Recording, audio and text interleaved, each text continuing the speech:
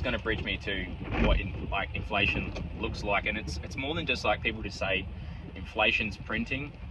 It's more than that. It's printing chasing supply and demand. So if you have, I always give the example of an apple tree. So back in the 1900s or whatever, before this fractional reserve system exists, they would used to have a money that was backed by something. So they used to dig up gold bars. Let's just say back in the day, $1 or one coin of gold was $1, and for that $1 you could buy 10 apples with that. So each apple was 10 cents. Now fast forward to post then or today, you've got the apple tree still grows the same amount of apples, and you can't increase the way it produces apples.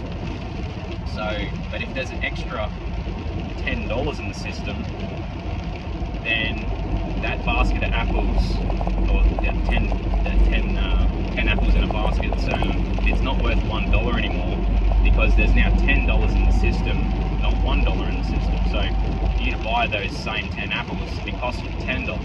So each apple is now worth $1 each, and it used to be 10 cents, and now those apples are $1 each. So there's a bit of a nuance to this, because when I haven't introduced the other, and a lot of people don't introduce the other thing, which is technology shift in that equation. So if you have an apple tree, that's why I like to use this example. An apple tree is an apple tree. It grows in the ground, apples come off of it, same amount of apples on average, right? Now you get another thing, which is the technology piece. So if you figure out how to clone apples, and you can increase the supply of apples by 10-fold, so instead of one tree giving off 10 apples, you can genetically modify that tree with fertilizers or technology or hydroponics, then that apple tree might be able to push out 100 apples on that tree, in relationship to that old tree that only produced the 10 apples naturally.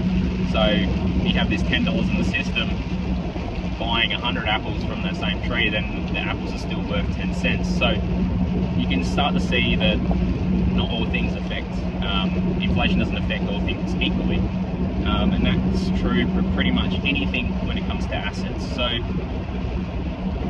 the reason why people have to invest is because their